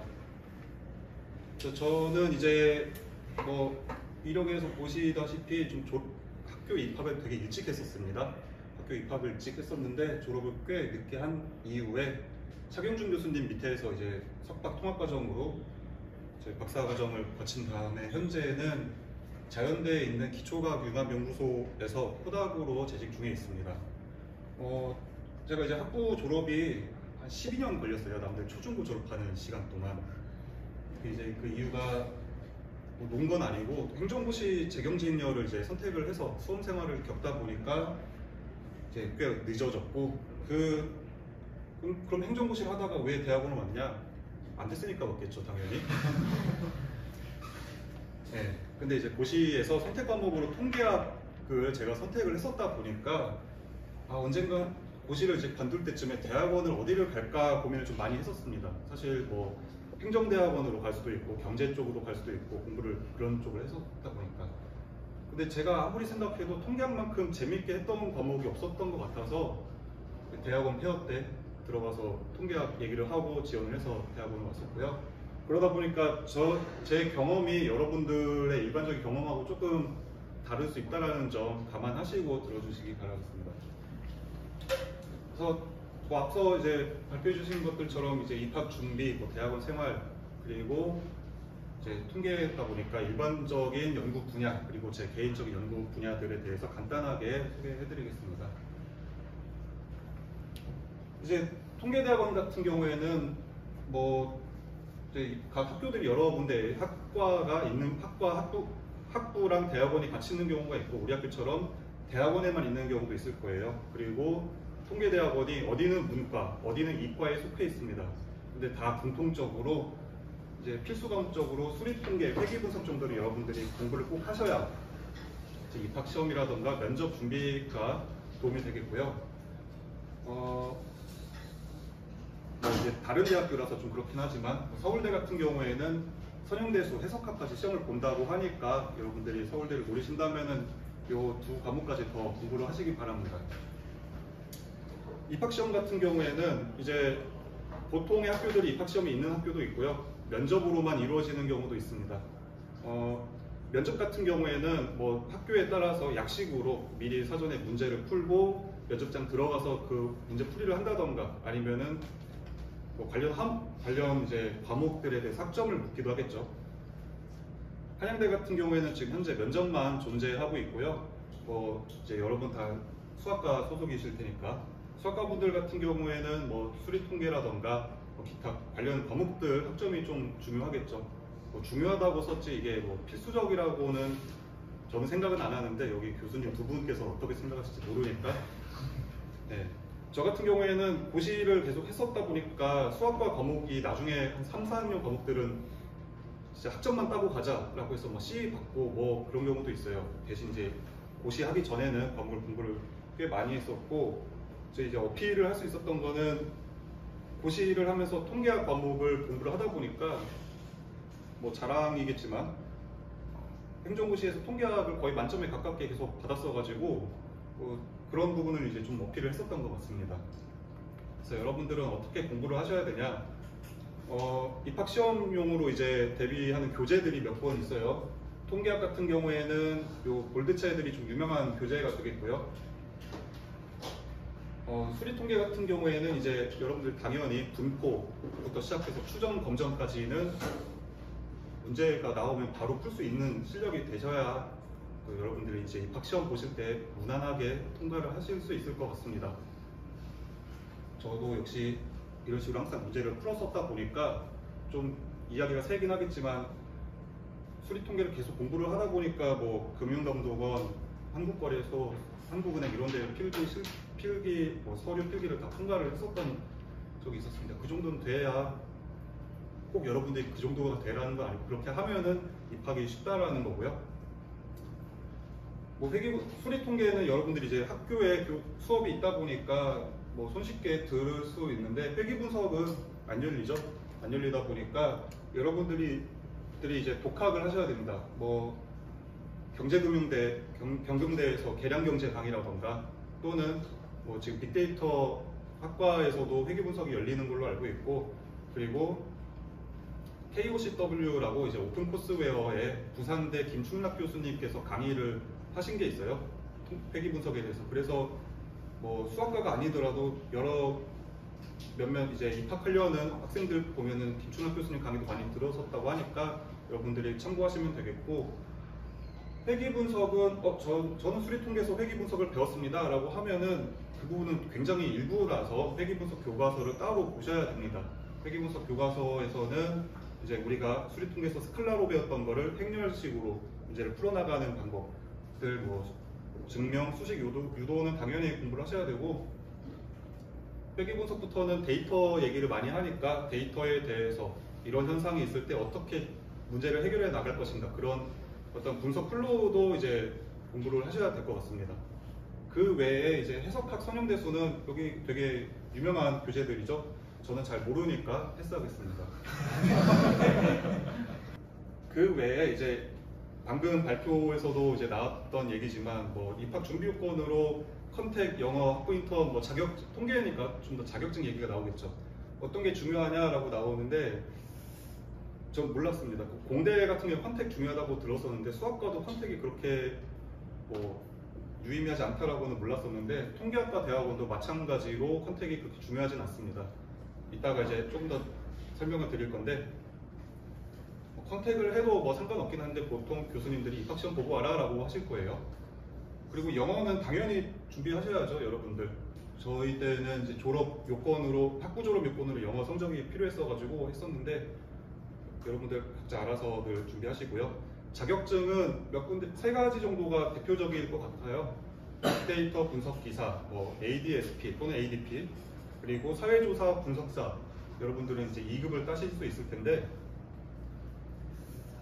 자격증과 더불어 인턴 경험이 제가 봤을 때는 입학 후에 데이터 분석을 하는 데 있어서 뭔가 혼란을 좀 줄일 수 있는 요건이라고 보입니다. 이게 있다고 해서 대학원 입학에 유리하냐? 그렇지만은 않은 것 같고요. 다만 이제 인턴 경험 같은 경우에는 정보가 아무래도 선배들, 뭐 대학원 가 있는 선배들 통해서 얻기가 좀 더 용이하겠죠. 어떤 분석 플로우도 알 수 있겠고, 뭐 공부를 어떤 걸 좀 더 해야 된다.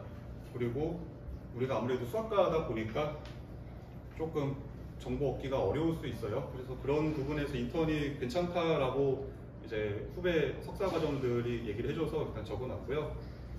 자격증 같은 경우에는 학부 과정 때 빅데이터 분석 기사랑 ADSP가 따기 좀 어려울 수 있습니다. 대학원 오면은 석사 과정 하는 동안 손쉽게 따는데 학부생들은 조금 어려워하는 경우도 종종 봐왔어가지고 굳이 자격증을 미리 딸 필요는 없다라고 생각이 듭니다. 그리고 사회조사 분석사는 이제 앞에 2개는 좀 이공계에 초점이 맞춰 있다면은 사회조사 분석사는 사회과학 계열에서 많이들 쓰이는 그 자격증이다 보니까 초점이 좀 다를 수 있다는 점 감안하시고 공부를 하시고요. 저는 뭐 ADSP만 그냥 겸사겸사 한번 따봤습니다. 그래서 대학원을 합격을 하면은 입학 전까지 뭘 좀 시간이 떠요. 그 시간 동안 뭘 해야 되나라고 고민을 해봤는데, 저희 지도 교수님이신 차경준 교수님께서 항상 하시던 말씀이 통계학 시간에는 수학적인 머리를 버리고 와라. 나는 가우스가 누군지 모른다. 이런 식으로 통계에도 가우시안이 나오는데 가우스를 모른다라고 하셨습니다. 이게 굉장히 주요한 말인 것 같습니다. 수학과 학생분들이 공부를 하시다 보면은 뭔가 스텝으로 이렇게 공부들이 쭉 이어지죠. 근데 저희는 통계하는 사람들은 좀 데이터를 저희가 수집할 때도 있지만 데이터를 의뢰받는 경우도 있습니다. 그러면은 데이터에 대한 어떻게 데이터가 생성이 되었는지, 어떤 분석이 필요한지 등을 이제 이해를 하고 저희가 뭐 최신 기술을 써서 만들어 놓고 발표를 하면은 이분들이 모를 테니까 그분들을 설명을 이해를 시켜주게끔 해야겠죠. 그래서 발표, 의사소통 능력이 굉장히 중요해서 그 부분들을 어떻게 키워야 될지는 모르겠지만 아무튼 키우시길 바라겠습니다. 이게 간혹 되게 수학적으로 바라봐서 제가 이제 조교하던 시절에 조교님 중심극한 정리가 왜 n이 30 이상이어야 됩니까? n이 40은 안 되나요? 또는 뭐 p-밸류가 1종류 그 p-밸류가 어떤 건 10의 마이너스 32승, 어떤 건 마이너스 36승인데 차이 있는 거 아닌가요? 라고 이제 뭔가 수학적으로 따지고 들어갔던 것 같아요. 제가 거기서 뭐라고 대답을 해야 될지 참 막막해가지고 그랬던 부분들이 있었는데 그 친구는 대학원을 안 왔지만 간혹 대학원에서 그런 학생들이 보입니다. 그런 거는 조금 자제를 해주시고 그래서 방학이 시작되면은 뭐 방학 시작이거나 아니면 이제 합격 여부가 결정됐을 때 그 해당 학교 선배들한테 질문을 하세요. 어떤 공부를 해야 될지, 어떤 능력을 키워야 될지 그게 가장 베스트 질문이 되겠죠. 준비하는 데 있어서.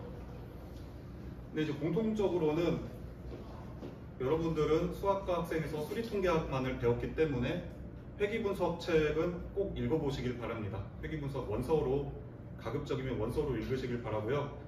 수학 교재 우리 원서 뭐 해석하기권, 서령대수권 교재 되게 잘 읽혀요.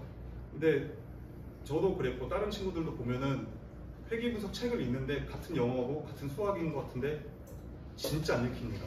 이게 뭔 소리지? 약간 뭐랄까 되게 어려운 소설을 읽고 있는 듯한 느낌이 들어요. 그 수학적인 얘기랑 실제 현상 얘기도 같이 나오기 때문에 좀 영어의 마인드가 좀 바뀔 필요가 있어서 회귀분석 꼭 읽으시길 바라고요. 그러면 전 이제 프로그램도 연습을 해야 되지 않나요? 라는 질문이 좀 종종 나와요. 뭐 프로그램 하면은 R 또는 파이썬, 저는 이제 매틀랩까지 쓰고는 있는데 시중 데이터 분석 교재들이 되게 많죠. 뭐 데이터 분석, 빅데이터 분석 하는데 그런 교재들은 저는 추천은 안 하고요. 그것보다는 데이터 전처리, 프리 프로세싱이라는 데이터를 어떻게 다뤄볼까 또는 시각화에 관련된 코드 연습을 꼭 하시는 게 좋을 것 같습니다. 그게 안 돼서 데이터 분석하는데 굉장히 시간이 오래 걸리는 학생들을 많이 봤어가지고 그런 전처리, 시각화 연습을 꼭 하시고 그 다음에 뭐 이건 뭐 프로그래밍, C 언어 이런 걸 배우면 당연히 나오는 거지만 반복문, 조건문까지는 꼭 아시고 어떻게 쓰는지 아시고 접근을 하셨으면 좋겠습니다. 이게 좀 CS, 컴퓨터 사이언스 마인드로 그냥 코드만 냅다 가져와서 복사 붙여넣기로 하다 보면은 본인의 것이 아니거든요. 코드를 계속 구글링을 해야 되는 문제가 나타나기 때문에 이런 부분들을 좀 주의해서 공부를 하시길 바라겠습니다. 그래서 대학원 생활, 이제 통계학과는 그럼 뭘 하느냐? 이제 박사과정들 같은 경우에는 워낙 이제 천차만별이기도 하고 제가 다른 대학교 사정을 모르기 때문에 석사과정, 일단 우리 학교 기준으로 좀 적어놨습니다. 첫 학기에는 저희도 이제 지도교수가 없다 보니까 첫 학기 끝나갈 때쯤에 지도교수 선정이 이루어집니다. 그래서 컨택이 저는 그렇게 유의미하지 않다고 보고 있고요. 그러면은 첫 학기 끝날 때쯤에 중간고사 이후에 이제 선정을 하게 된다면은 여러분들의 학부 성적 그리고 대학원 들어와서의 중간고사 성적이 좌지우지를 하겠죠. 그리고 교수님들의 연구 분야까지 고민을 해서 이제 결정을 하시고 그럼 2학기 때쯤부터는 이제 강의는 계속 듣지만 졸업 논문 주제를 조금씩 탐색을 하겠죠. 그러면 3학기 때는 졸업시험 준비를 하고 졸업시험을 보게 됩니다. 좀 빠른 친구들은 졸업 논문 주제까지 바로 이제 연구에 착수하고 4학기까지 졸업시험을 통과를 못해서 그때까지 시험 준비하는 친구들이 간혹 있습니다. 졸업시험 준비, 4학기 때는 진짜로 논문을 써야겠죠. 논문 주제를 연구하고 진짜 빠른 친구는 졸업 논문 주제 연구를 한 3학기 말 때쯤에 4학기 초에 끝내고 취업 준비까지 가는 경우도 종종 있었는데 생각보다 어려운 것 같고요. 그런 점은 어쨌든 취업 준비까지 동시에 할 수 있다입니다. 그러면은 이제 석사과정 때 또는 박사과정 때 뭘 해야 되느냐? 학업과 관련해서는 여러분들이 수업을 통계학 같은 경우에는 언제 어떤 과목이 나한테 쓰일지 모릅니다. 질문이 어떤 게 들어올지 모르기 때문에 가급적 지도 교수님과 관련된 수업은 다 듣는 것을 이제 추천을 하고요. 저 같은 경우에도 이제 수업을 못 들은 부분들이 있었을 거 아니에요? 그럼 그게 꼭 나중에 발목을 잡습니다. 그렇기 때문에 꼭 가급적 저는 졸업 학점이 남습니다 라고 하지 마시고 다 들으시길 바라겠습니다. 문제는 앞에서도 나온 것처럼 수업은 기초적인 내용이기 때문에 여러분들은 졸업 논문 주제는 수업과 전혀 연관이 없는 내용들을 하실 겁니다. 그렇기 때문에 본인들이 찾아서 더 논문도 읽고 연구실 내 졸업 학생들 졸업 논문도 읽으셔야겠죠. 개인적으로는 첫 학기부터 논문을 조금씩 읽어보는 것도 괜찮을 것 같습니다. 관심 분야를 좀 찾기 위해서 깊게 읽지는 않고 얕게 읽더라도 논문 읽는 능력도 중요하니까 네, 준비를 해주시고요. 이제 통계학과 대학원에 항상 오는 친구들 물어보면은 이런 질문들이 많이 왔습니다. 금전적으로 어떻게 보조를 받을 수 있나? 뭐 연구비 내지는 인건비라고 얘기를 하는데 연구 과제에 학생들이 참여를 해야만 연구비를 받겠죠.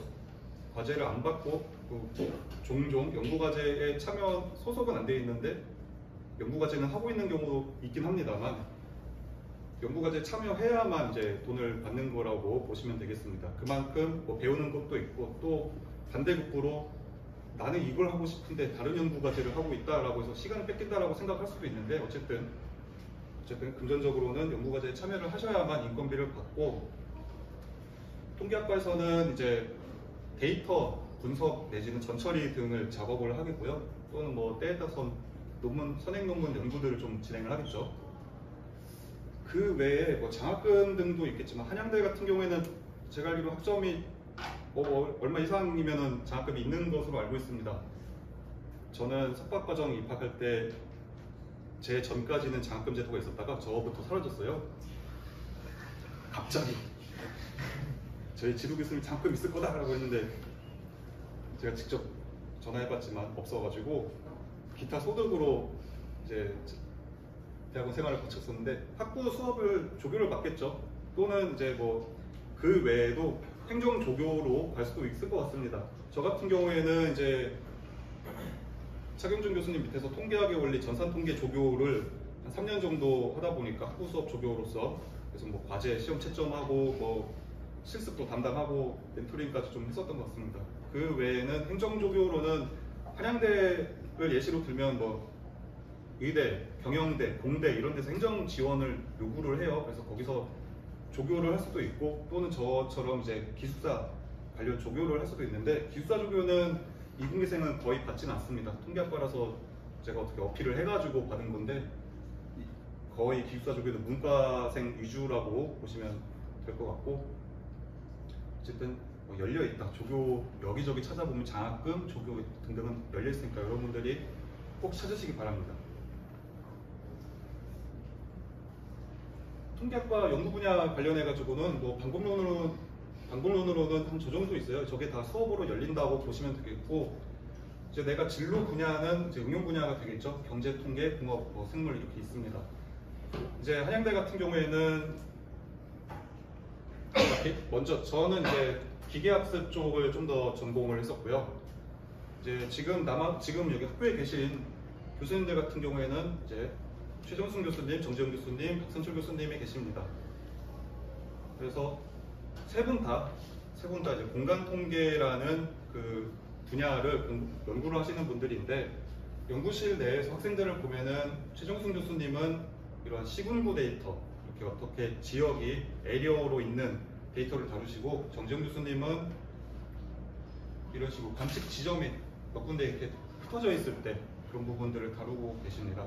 그리고 박선철 교수님은 이게 이제 제가 알기로 금강 하류 쪽으로 알고 있는데 그 강의 흐름에 따라서 네트워크로 봐서 뭔가 수학과에서 그래프론 같죠.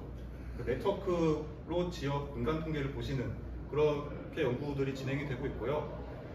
최 교수님 같은 경우에는 앞에서 여기 뭐 과목들이 여러 가지가 있죠. 이 중에 이제 공간 통계에다가 베이지안을 넣어서 연구를 하고 계시고, 그리고 정재훈 교수님은 여기에 최근에 이제 딥러닝이나 머신러닝 계열도 이제 접목을 하시는 걸로 알고 있습니다. 네트워크 이제 박선철 교수님도 제가 알기로는 뭐 딥러닝 계열도 같이 첨부되어서 연구가 진행되는 걸로 알고 있고요.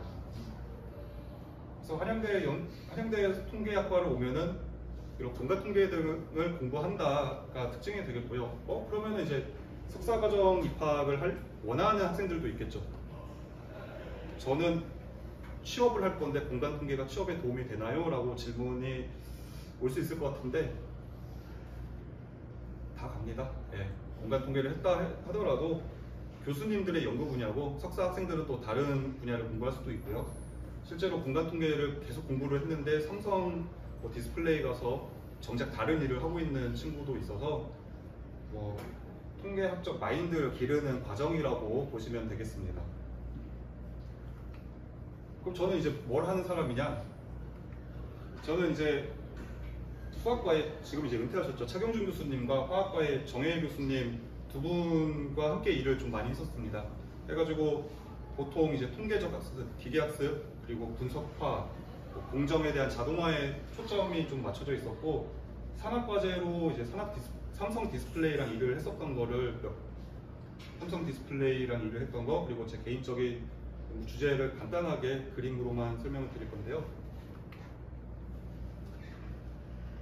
네, 제가 이제 보통 다뤘던 데이터는 케모매트릭스라는 분석화학 쪽에 이런 레이저 데이터, 화학 데이터가 되겠습니다. 레이저로 측정을 하는 데이터가 되겠고요. 보통은 이런 식으로 레이저로 물질에다가 레이저를 쐈을 때 나오는 이 빛 반사가 돼서 나오는 스펙트럼을 가지고 클래시피케이션이나 리그레션을 연구를 진행을 했었습니다. 네. 그래서 이런 데이터 가지고 삼성과 함께 일을 했었던 게, 엔지니어들이 삼성 디스플레이니까 여러분들이 보시면 디스플레이에 그러니까 자세히 보면 깊이가 있습니다. 이 깊이에 따라서 지층 쌓이듯이 물질들이 조금씩 성분들이 다른데, 삼성 사람들은 물질들을 보고 왼쪽 그림들처럼 이 물질이 이 정도에서 나왔네 하고 레이어를 직접 나눴습니다. 레이어를 나눈 이유는 이렇게 레이어를 쭉 나누고 나면은 특정 레이어에서 물질들을 보니까 여기는 정상 스펙트럼이고 여기는 불량 스펙트럼이네 라고 눈으로 계속 보고 있었거든요. 이 작업을 이제 약식화해서 저희가 이제 통계적인 분석으로 레이어를 구분하는 방법, 그 다음에 레이어를 구분하면은 통계적으로 이상한 애들, 불량인 애들을 선택하는 방법 등을 이제 방법을 연구를 했었고, 그 결과 이제 뭐 프로그램도 만들고 논문으로도 이제 나왔었습니다. 그리고 이거 약간 수학과 학생들 입장에서 좋아할 수도 있을 것 같은데, 똑같은 이제 그런 데이터인데 이렇게 스펙트럼을 보면 지글지글한데 삼성 직원들이 여기에 피크가 있다, 여기에 피크가 있다라고 정의를 했었습니다. 이 피크를 통계적으로 내지는 수학적으로 찾는 것을 이제 요구를 했었던 작업입니다. 피크가 있다 없다 뿐만이 아니라 어디에 있다를. 그러면 이 피크를 찾아야겠죠. 그래서 저희는 이제 미분을 통해서 스펙트럼이 있으면은 1차, 2차, 3차 미분을 해가지고 대충 보니까 3차 미분의 스펙트럼 개형이 이렇게 마이너스 사인 형태를 띄우면은 이 정도 구간이 피크를 갖고 있겠구나를 이제 보였었고, 문제는 그렇게 한다 하더라도 이 지글지글하니까 좀 부드럽게 완만하게 스무딩 작업을 같이 해야 되는데, 스무딩 파라미터에 따라서 이렇게 피크가 있고 없고가 달라졌습니다. 이거를 되게 글로벌한 스무딩 파라미터를 적용을 못하기 때문에 유전 알고리즘이라는 것을 이용을 해서 피크 구간을 찾도록 이제 작업을 했었고요. 되게 삼성 그 높은 임원 한 분이 굉장히 좋아하시더라고요. 엔지니어가 할 일을 줄여줬다.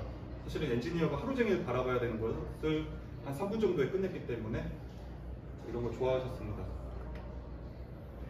그리고 뭐 이게 우리가 물질을 보면은 혼합물이다 보니까 순물질이 얼마나, 예를 들면 비타민 A에서 예를 들면 어떤 우유를 마시는데 우유에 어떤 성분이 몇 프로나 있을까, 이런 문제에 대해서 이제 오토인코더라는 것을 통해서 조금 신호가 약했던 요 상단에 있는 물질들이 신호가 약한 건데, 이 신호가 약한 물질들은 일반적으로 분석하면은 농도 예측이 잘 안 됩니다. 그것을 뭐 오토인코더라는 것을 통해서 조금 더 에러 텀을 이제 좀 더 낮춰주는, 앞에 왼쪽 요 그림처럼 이렇게 보인 바 있고요.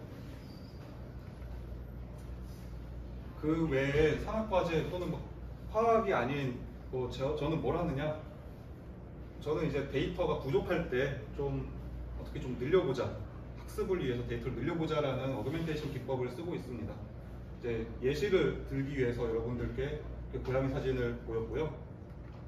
실질적으로는 이렇게 왼쪽 상단처럼 검정색과 빨간색, 특히 검정색이 부족할 때 검정색에 맞춰서 어떻게 데이터를 생성을 해보자, 분포에 맞춰서 라고 해서 이제 이게 제 아이디어긴 한데, 뭐 이런 식으로 생성하는 쪽을 이제 제가 생성형 모델에 조금 근접할 수도 있겠는데, 네, 딥러닝으로 해결이 안 될 것 같은 영역에다가 이제 진행을 하고 있고, 이런 것을 접목을 시켜서 화학 스펙트럼 데이터에 물질 압력마다 뭐 스펙트럼 색깔이 조금씩 위치가 달라지는데, 이런 부분을 이제 이런 식으로 좀 커버할 수 있게끔, 뭐 실험 조건이 다르더라도 커버할 수 있게끔 그런 분포 생성을 제안을 하고 있습니다.